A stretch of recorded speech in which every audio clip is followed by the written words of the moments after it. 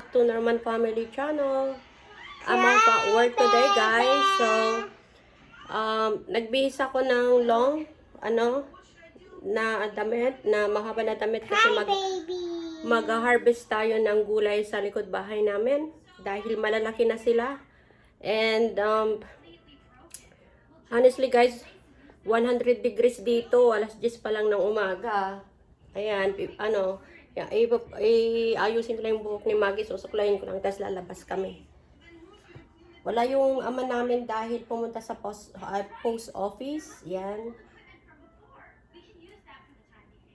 Tapos, hindi ko lang kung kailan siya babalik, kailangan mag-harvest na kami habang maaga kasi mamaya abot ng 115 guys, 115 degrees. Grabe, sobrang init. Kahit yung air conditioning mo hindi kagana na mainit pa rin. So, para iluto natin mamaya. Ayan. Hindi ko alam kung meron ng kalabasa guys, pero na malaki, pero ang gagawin ko, mag-harvest lang ako ng kalabasa, yung bulaklak ng kalabasa. Tapos zucchini. Tingnan natin yung tinanim kong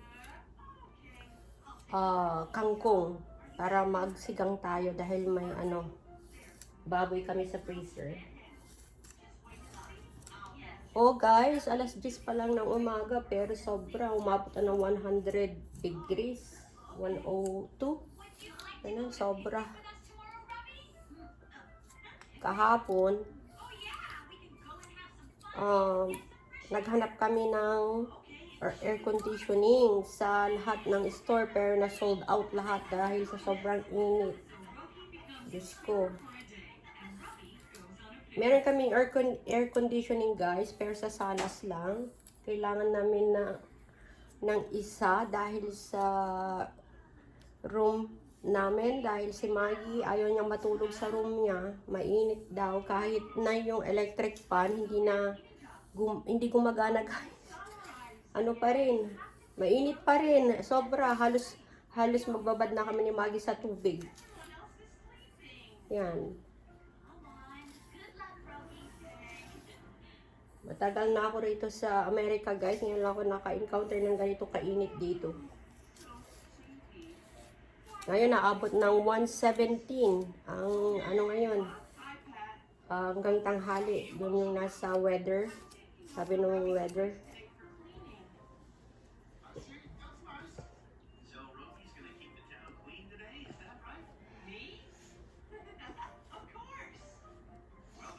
Ayan guys.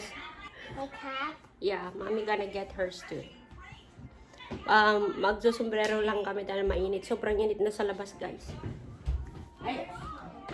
Ayan no. Oh, in front of you.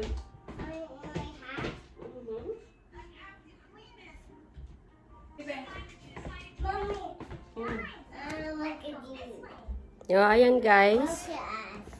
Yep. Ayan. Yung anak ko din. Oh, where's your sleeper? Right here. Okay. Yeah. Yeah.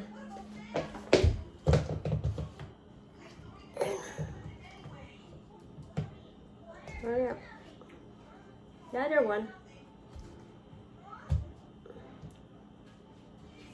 Are nanny sockies No, you don't need it. You don't need it. too hot? Yeah, it's too hot outside. Oh, come on. Oh, we need to get scissors. And nag-long sleeve ako guys kasi makati yung kapag kumuha ka ng bulaklak ng kalabasa. Where's the green trays? It's not in there. Oh, nahanap yung lalagyanan namin guys ng gulay.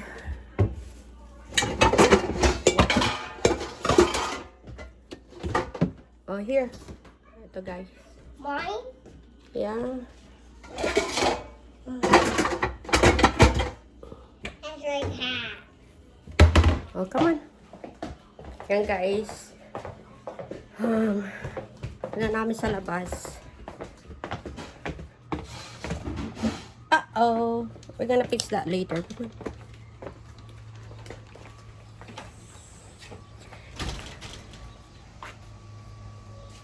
Ayan guys, sobrang init. Nandito namin sa labas guys. Yung mga okra namin malilit pa. Pero may bunga na. Tapos yung saglit, kukuha tayo ng ano guys, gunting. Follow mommy. Oh dang. Init.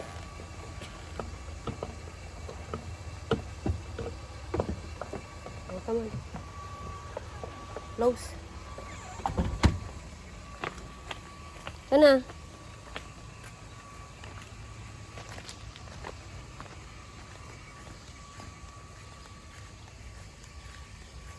Pakita ko sa inyo guys yung ano, yung tanim namin. So, magsisimula tayo sa ayan yung kangkong namin guys, pwede nang kumuha. Ayan, tapos kamote, meron na rin. Yung pipino namin, meron ng bunga. Ayan. Pero ngayon mag-harvest tayo ng here Maggie. Ay, magpuputol tayo ng mga ilang tangkay dito kasi hindi ko makita. Sobrang laki ng mga ano guys, dahon ng kalabasa. So, ayan. Kukuha tayo ng beans. Oops. What? You don't wanna help mommy?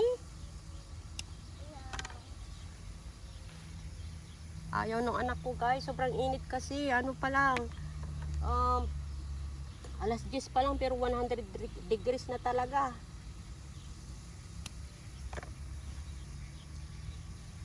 Ayan.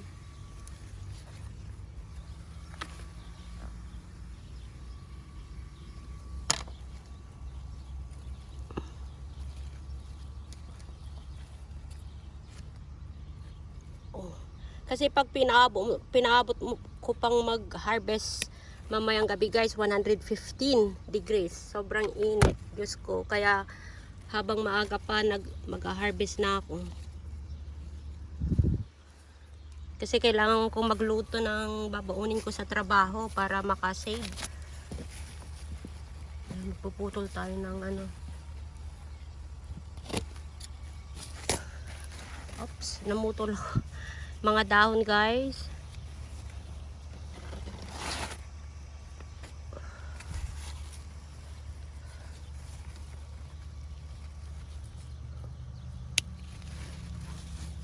Oops. Alaglag. Dapat laging uminom ng maraming tubig para hindi ma-dehydrate.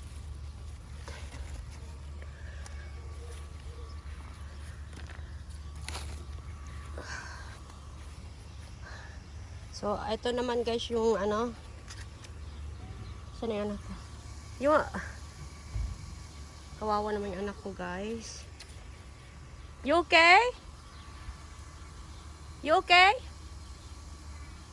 Yeah? Wait, mommy there then. Okay. Tapos ito guys yung ano namin, beans. Ay, beans, peas, sorry.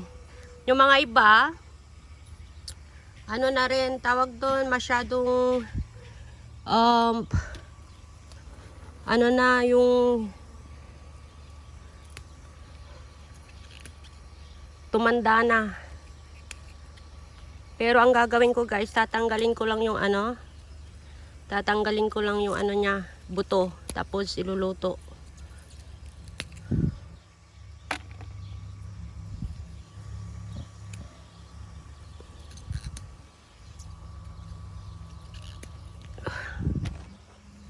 Tatanggal tayo ng ano, dahon. Kasi sobrang ang lalaki ng dahon ng kalabasa.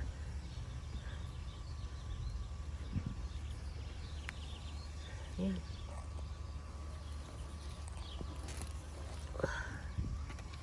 Init.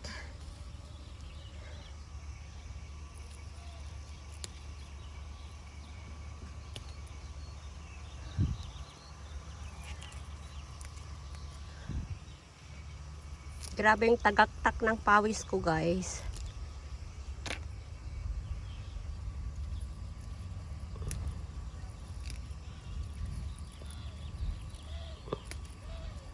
Tapos kukuha tayo ng bulaklak ng bulaklak ng kalabasa.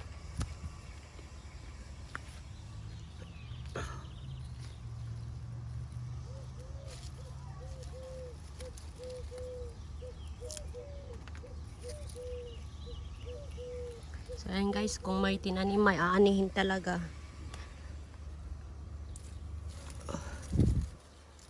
Ayan.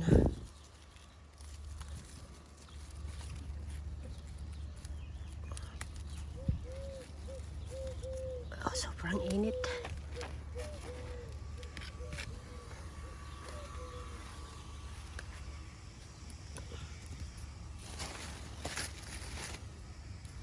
Eto guys, zucchini. Malalaki na sila guys, kaya kailangan na naming mag-harvest kasi mas masarap pag regular size lang siya. Ayan.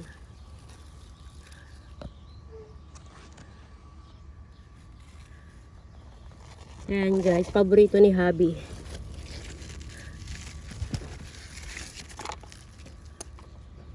Tingnan natin kung ilan makukuha natin guys.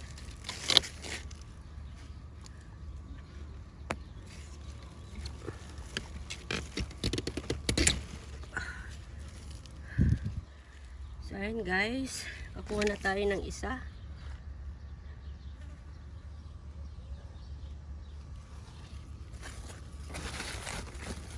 Ayan, ang ginagawa lang namin dito guys, ginigisa or ni-steam.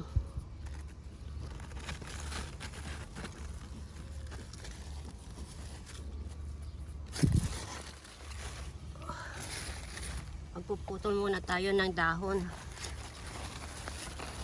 para makita natin.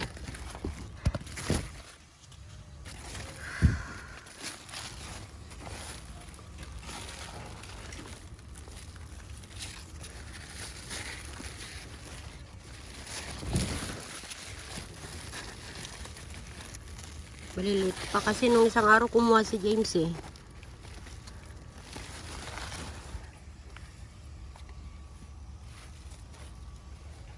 So, eto guys, tingnan mo lumagpas na sa niya, lumagpas na. Eto, kalabasa to guys. So, dito tayo. Oops, yeah. Para hindi tayo kasya.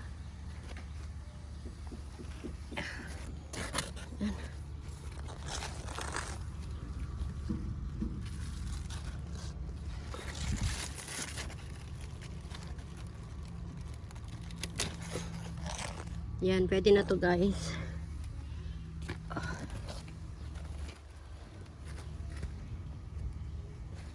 Dami ng bulaklak. Oops.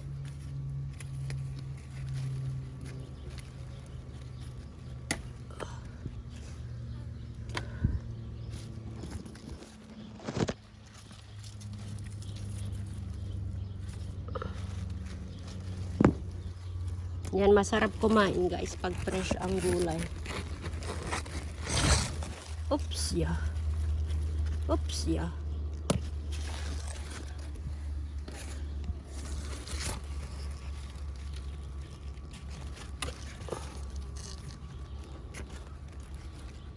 Ayan, tapos meron pa sa kabila. Kukuha tayo kung anong malaki na. Pero I think nakuha na ni James ay nung isang araw.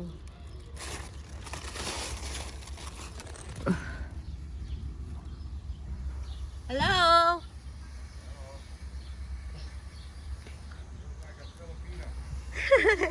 Ayan guys, dumating na asawa ko.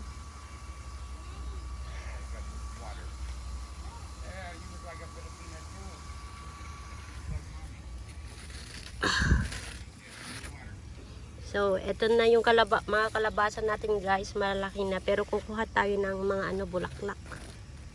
Para Yan. Yan guys. Ay, init! UPS is $60. 60? But they turn it over to the Filipino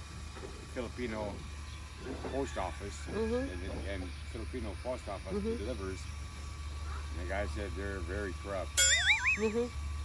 Packages disappear, things disappear. And then they want you to pay tax again.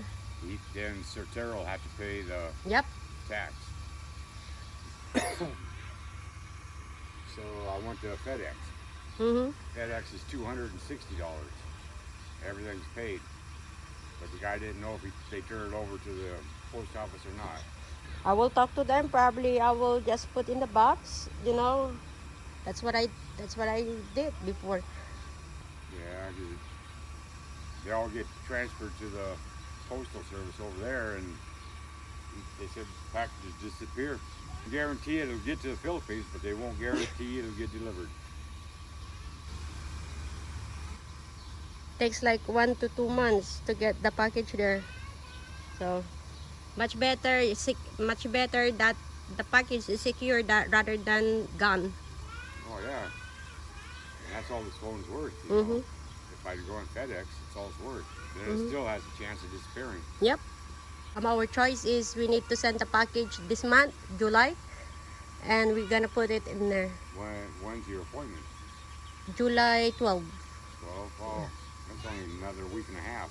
Yeah. 2 weeks. So ayan guys, pumunta si Hubby. Let Certero know that it gets turned over to the Filipino Postal Service, and they got a bad reputation. Yeah. See, the USPS here, they know already. Yeah. He told me it's cheap enough to send it, but they can guarantee it gets to the Philippines, but they won't. And then if it gets to the house. And then if you're not paying again when that items arrive there, they just don't want to give it to you. Yeah. Yep. You got to pay customs once they deliver to you. Yep. It gets to you. Init guys. So ayan guys, pinag-uusapan namin yung yung isisan ni James na parang electronics sa sa bahay sa Pilipinas dahil nga nagpalit siya ng ng cellphone. Ngayon balak nang ibigay sa mama ko yung iPhone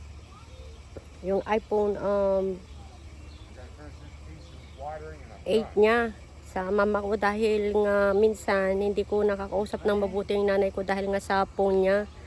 Ayan, gusto niyang i-send sa FedEx or sa ibang carrier, kaso nga lang ang sabi daw hindi daw nila guarantee na ayun makukuha daw ng nanay ko dahil nga ang sabi daw nung sa post office is minsan daw lahat daw ng daming nagko-complain na nawawala daw yung items pag ganun. Kaya sabi ko magpapadala ko ng package this coming month. Ilalagay ko na lang doon tapos i-declare ko na lang sa sa Atlas. Ayan, so far naman guys, dati nagpadala ko ng phone sa kanila. Hindi naman nawala. So mas mabuti na lang yun, i-declare ko na lang para bayaran na lang ng tax para mas sigurado pa. Ayan. So ayan guys, sobrang bait ng asawa ko na. Ayan, nagpalit kasi siya ng phone. Gusto ko i-keep yung iPhone 8 niya, kaso nga lang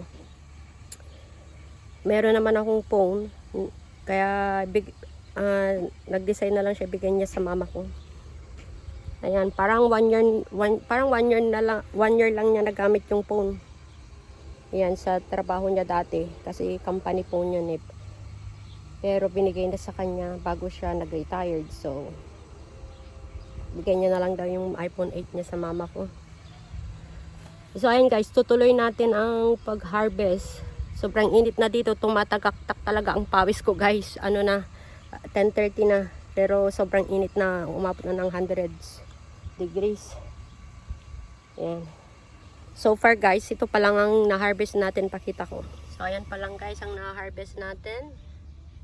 Ayan. Ayan.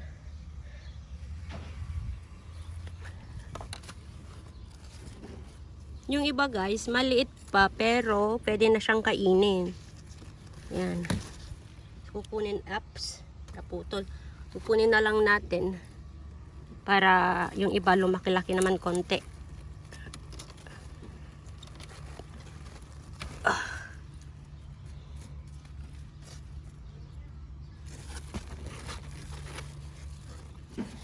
Ayan.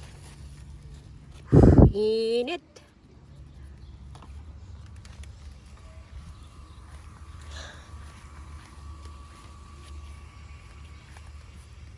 Oops. The other zucchini asawa, they're still young. Ala, andun pala yung asawa ko guys. Kala ko nasa likod ko lang. Ay, maliliit pa. Ayan guys, so liliit pa nung iba. Hindi po pwede. Ayan guys, so laki na nung kalabasa. Mga kalabasa, lalaki na. Oops, yeah. Oh.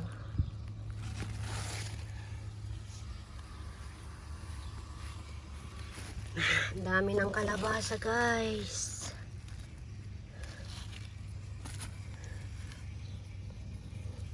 Ito, kalabasa pa to guys.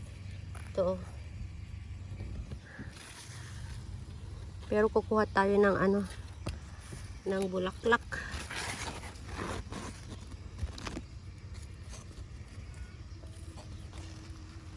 Yeah. Oops.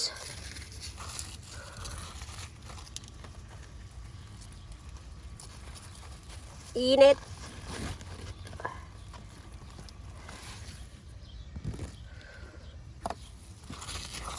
Puputol tayo ng ano, dahon. Daming dahon.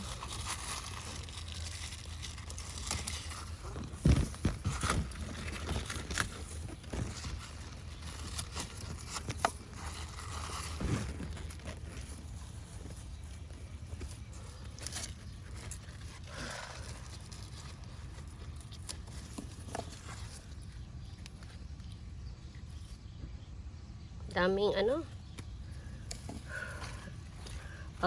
langgam na maliliit.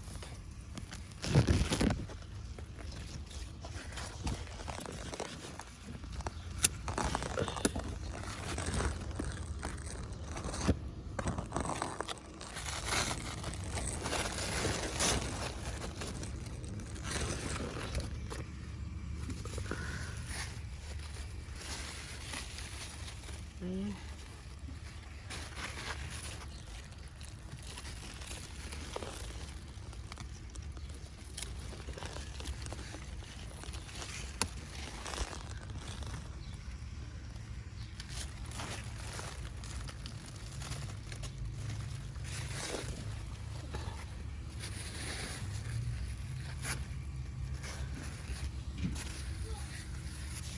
Ito naman guys, iba to, yung sinasabi nilang acorn.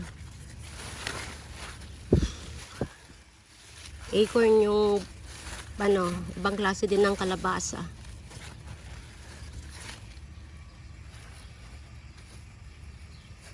Ayan, may bulaklak doon, kukuha tayo.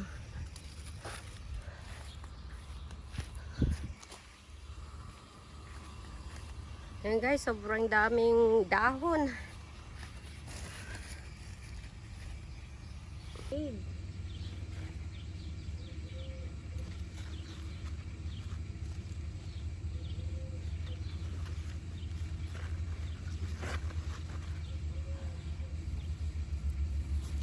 Ay, ay, ay.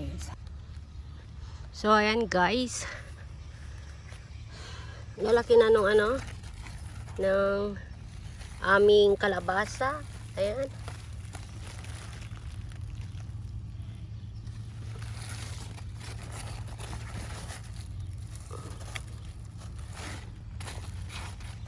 Mas marami pa dito. Ayan guys.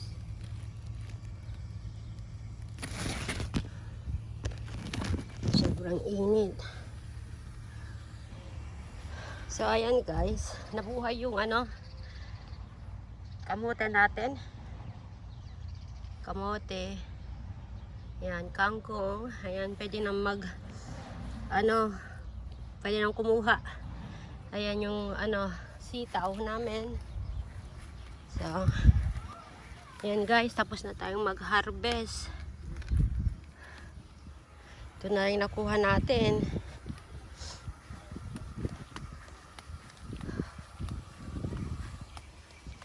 Tapos guys, ayan, sitaw din yan guys. Yung mga to, ano, nagsilakihan na rin. Ayan. Ayusin lang natin. Yan, meron na din tayong siling labuyo, kamatis, bawang. Yan guys, gabi.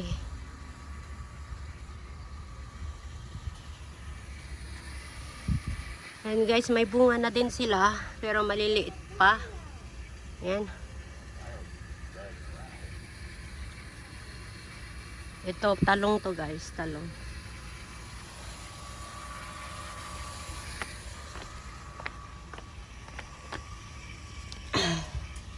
Ayan, yung ano natin, okra, may bunga na rin guys. Yan, maliliit nga lang. Ayan, may okra na din tayo. Hot! So guys, Do with all them flowers. ito na yung nakuha natin guys, na harvest natin. Yan. Daddy, that was for the policeman.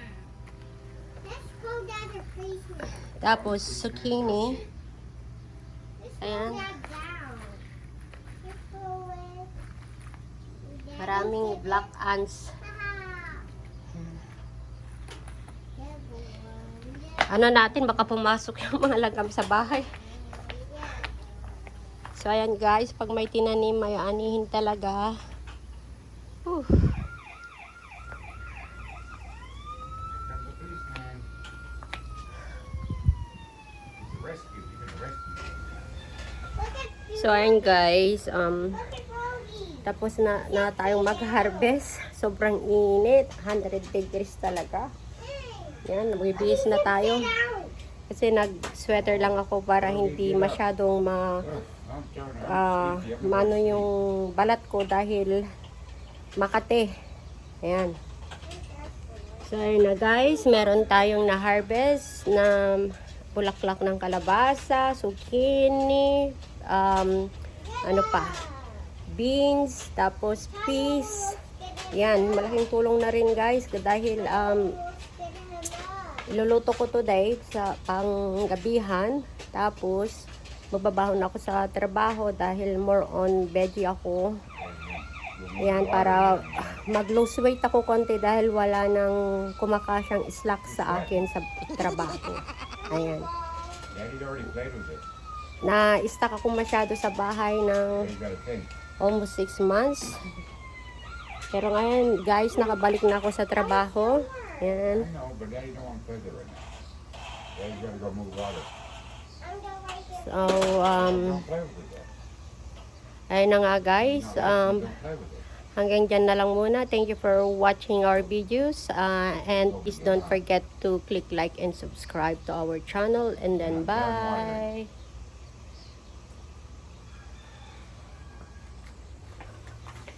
Woo!